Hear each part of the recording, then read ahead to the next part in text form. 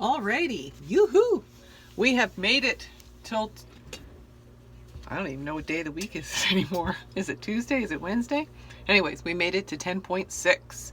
And this section is extremely confusing.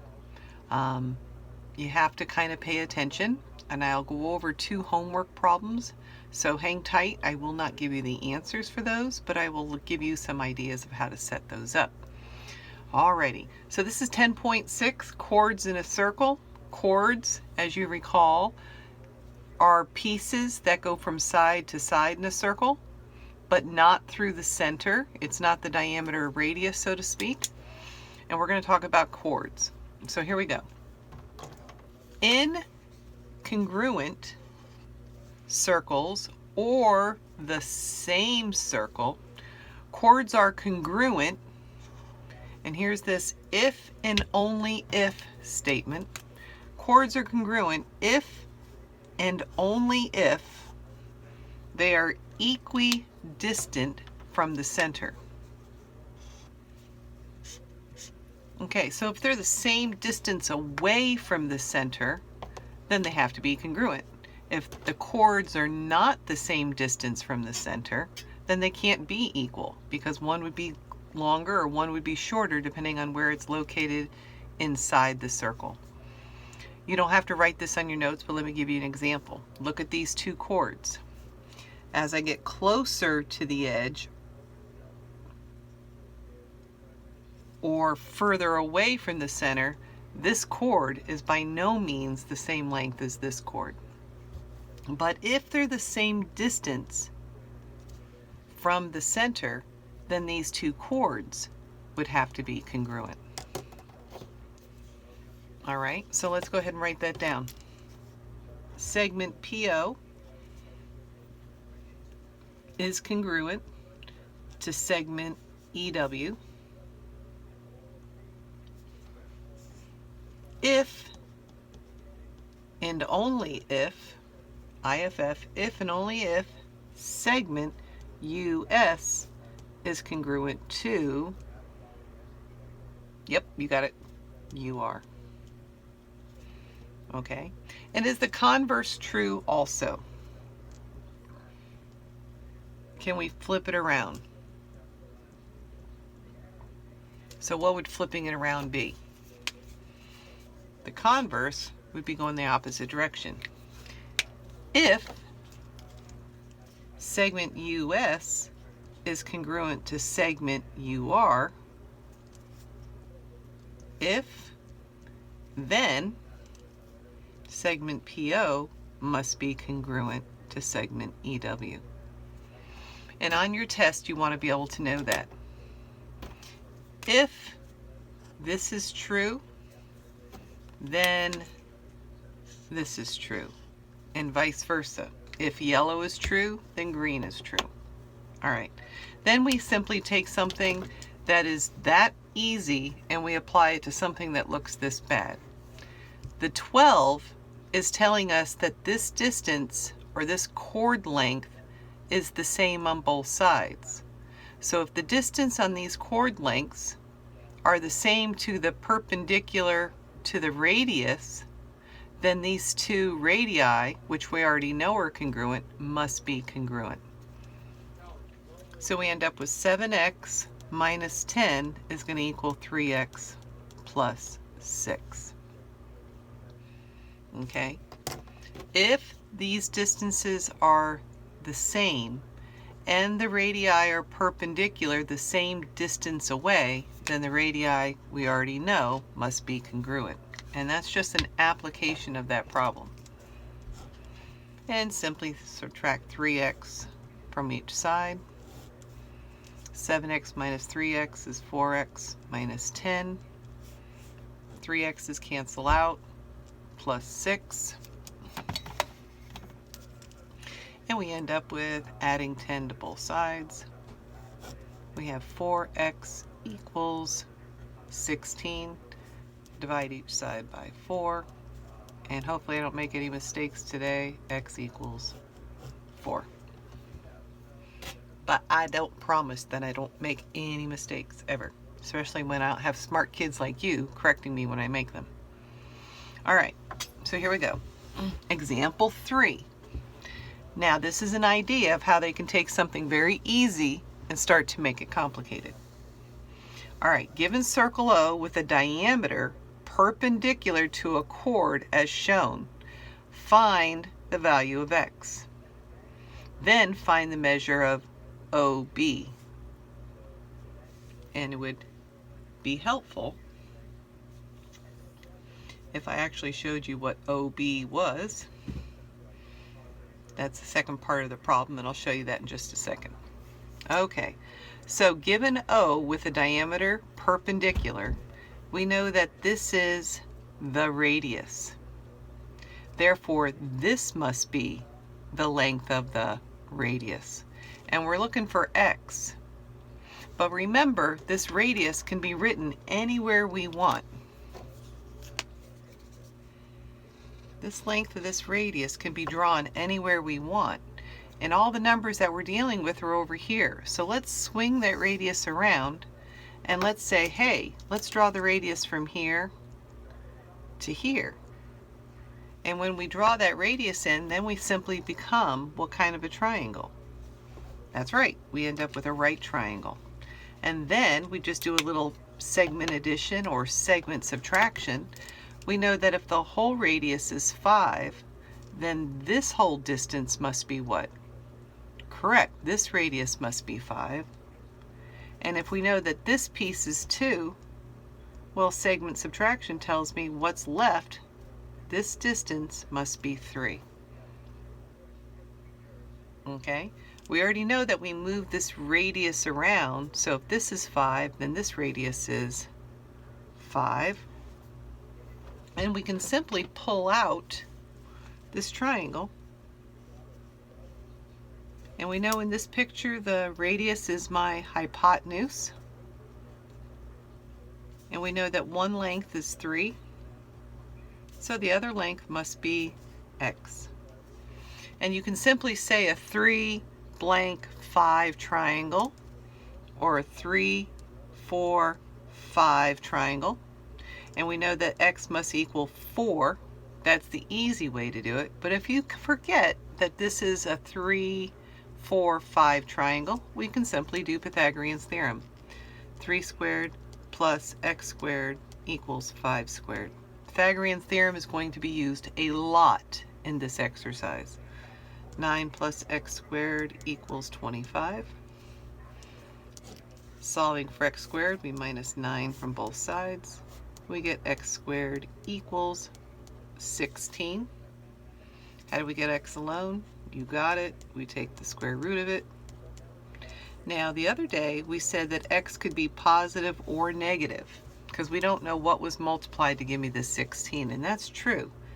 The square root of 16 can be positive or negative 4. This doesn't go away, but because we're talking about a distance and we're looking for a distance, distance cannot be what? Can't be negative. So we're not going to look at the negative. The only answer for this is a positive 4. Now, if this had been x minus 2, there could be a possibility that that x might have been negative. That's a bad example, but you always have to check to see, in my problem, does a negative make sense? Test it out. All right, so if we said that find the distance of O to B, let's go ahead and put B here. Let's put B here. If we wanted to find O to B, then we have 5, we have 3, we have 2. Altogether, we know that the diameter must be what? 10.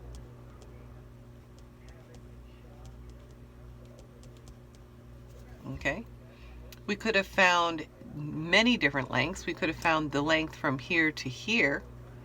Now that we know that x is simply 4, or x is 4, we could have found this distance is 4 and 4. And let's call this C and D. Let's call the distance C to D, which is going to be 4 plus 4, which is equal to 8. Okay, so I want you to really pay attention to what they're asking you and look for these tricks, moving the radius around, using Pythagorean's theorem. Okay, this is on your homework, so I'm not going to do it, but I'm going to help you walk through it, okay? The problem needed this beautiful floral archway, like you see below. Segment RC is perpendicular bisector. Oh, perpendicular, and what does bisector mean? Are you talking to yourself? Cuts it into two equal parts, right? So we have the perpendicular bisector of segment AH. So we know that this is a right angle. And we know that this piece is congruent to this piece. Okay. If A to H is 6, if A to H is 6, then we know what each one of these parts are, right? So I'm going to highlight this. And what am I going to do with 6 in order to get half? If it's a bisector and A to H equals 6, then what do we get from C to H? C to H would be 6 divided by 2, which would be half. So there's one hint. The distance of R to C equals 2. The distance from R to C equals 2.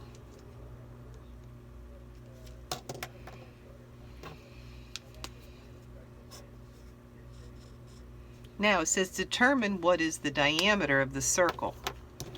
You're going to look at this picture and say, oh, that's easy. The diameter is A to H, A to H.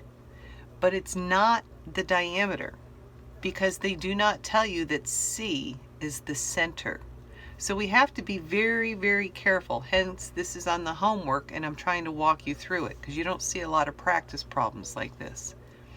So they're talking about the arch of a circle or an arc of a circle. So draw a circle.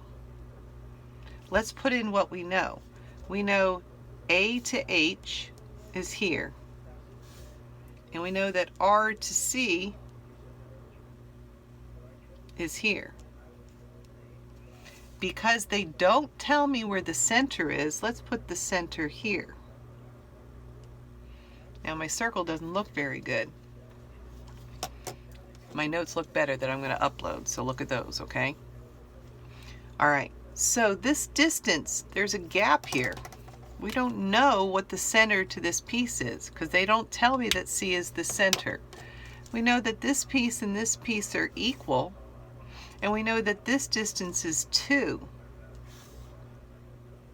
But they want to know what the diameter is. So the diameter equals 2 times the radius, right?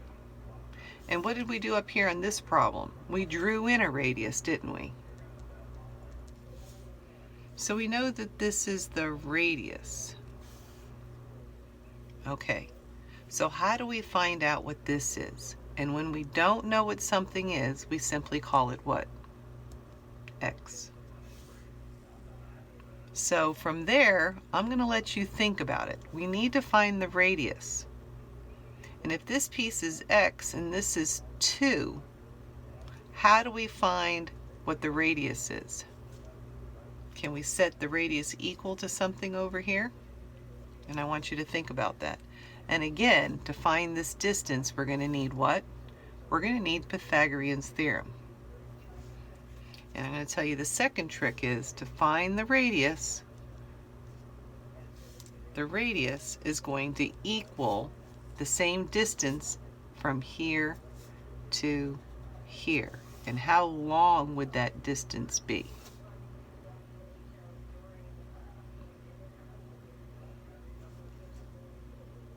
X plus what? So then, in order to find the radius, we're going to substitute this in and use Pythagorean's theorem. Need radius, needed segment addition. There's a way you could have done it with segment subtraction, which is the same thing. Okay, and you need, okay, that's on your homework. Use these for helping you out. All right, so that is chords at the center theorem. All right, now we're going to go to intersecting chords, and these are a lot easier by themselves, but again, they always get tricky when we throw it all in together. If, and there's that if word, if two chords intersect on the interior of the circle, somewhere in the middle, then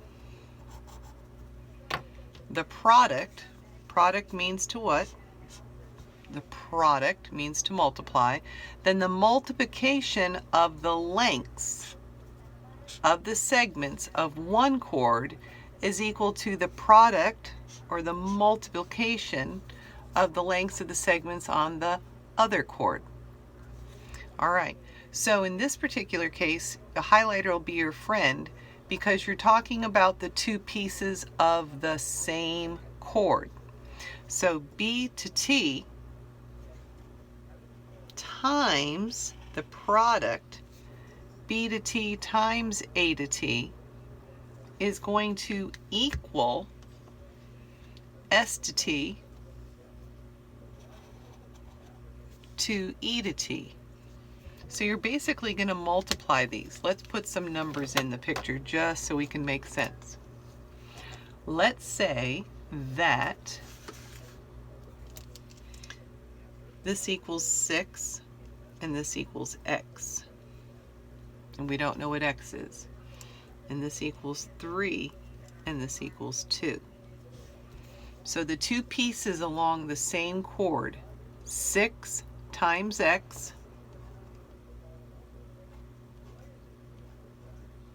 equals, and then the two pieces along this chord, 3 times 2. 6 times x is 6x equals 3 times 2, which is 6. Dividing each side by 6, x simply must equal 1.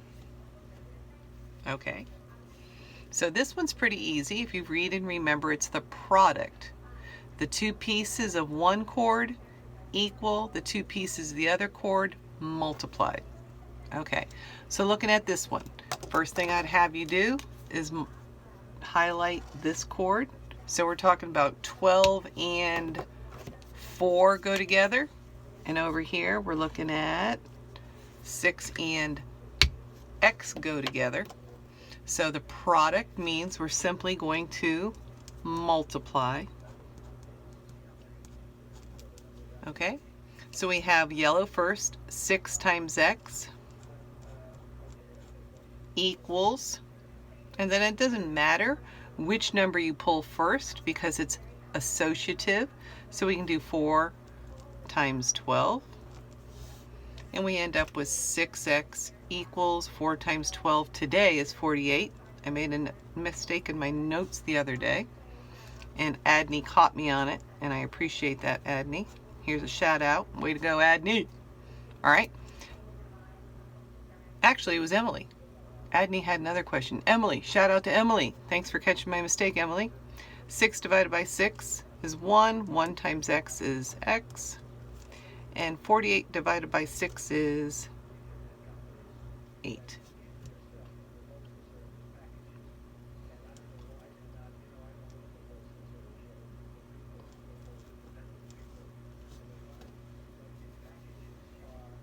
Plugging it back in, 8 times 6 is 48, and 4 times 12 is 48. Alrighty, let's do the next one. I'm going to set it up. Your job is to solve it when you're doing the notes, because I'm not going to finish them for you. Alrighty, here we go. So highlight this chord, and that's 6 and x plus 2. And we have x and 12. All right. So along the green line, we have 6 times product rule, x plus 2 equals, and then we do the next one, x and 12.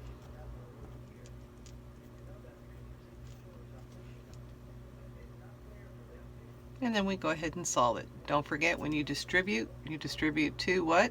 Yes, you distribute to both terms. So you finish that on your own. Let's look at this one here. You're going to get problems that start to look crazy like this. Highlighter's your friend. What is it asking me to find? It's asking me to find A to B. Find A, find B. They want this whole segment. Okay, so let's highlight. This time we're going to say, hey, we want the whole thing. A to B. So let's look at the problem. What do we know? What's missing? Well, we don't know what this piece is, and we don't know what this piece is, but we do know what this piece is. Okay, so since we know what this is, let's kind of cover it up. Then this just becomes the same problem, this chord and this chord. So let's highlight the other chord in a different color. And let's make sure we identify. This is 2, and that's pointing to this line, and this is 12. So let's do the yellow first.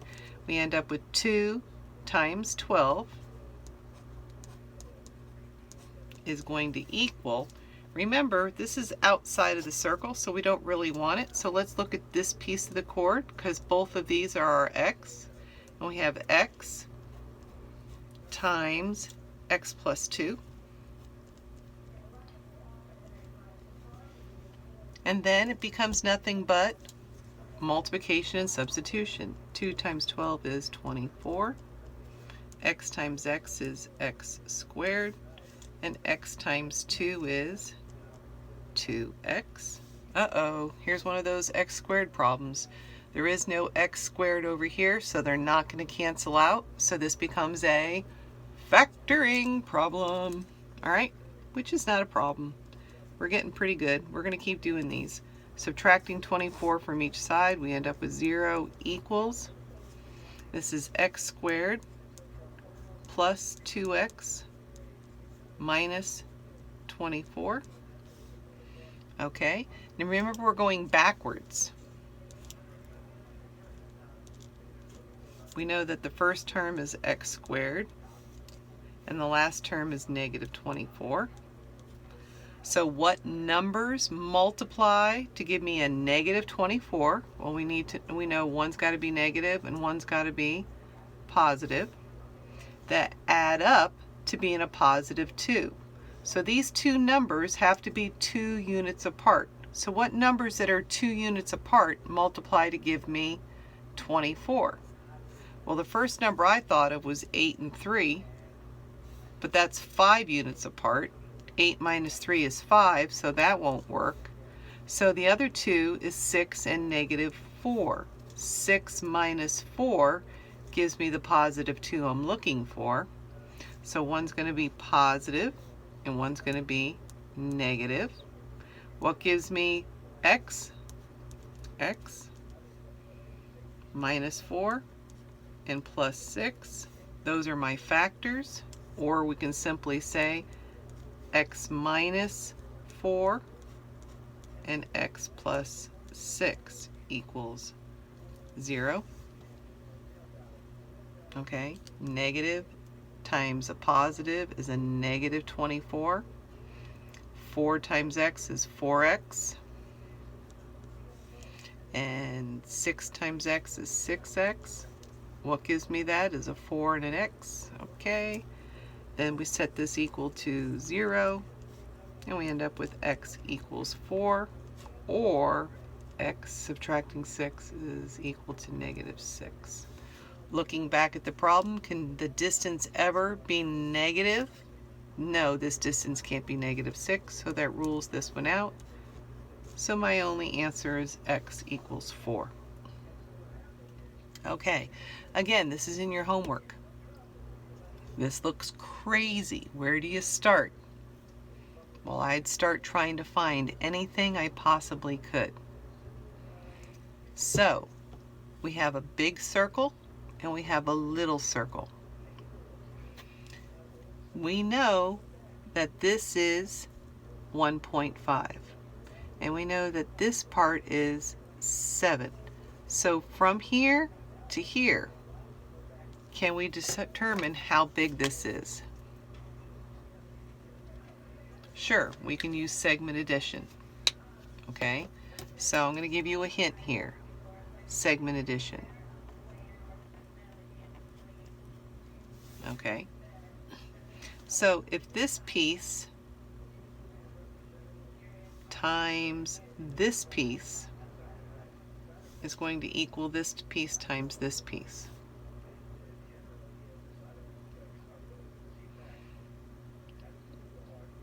And then I want you to try to think about this bigger circle not being there at all. And can you focus on just the small circle for a minute?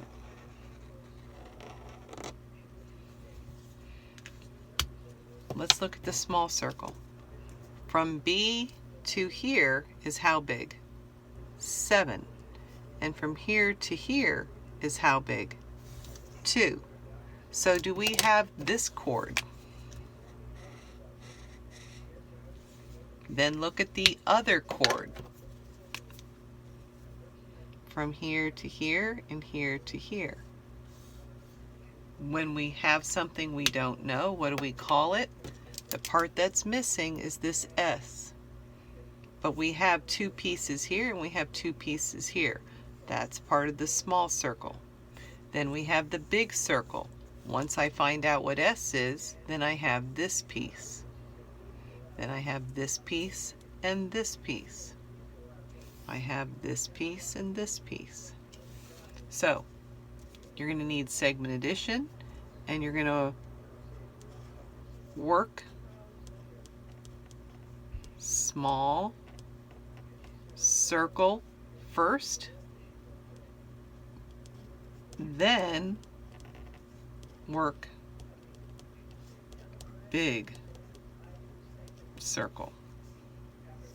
So you're going to do segment addition at some point. You're going to work the small circle first, you're going to work the big circle second. This segment addition is going to probably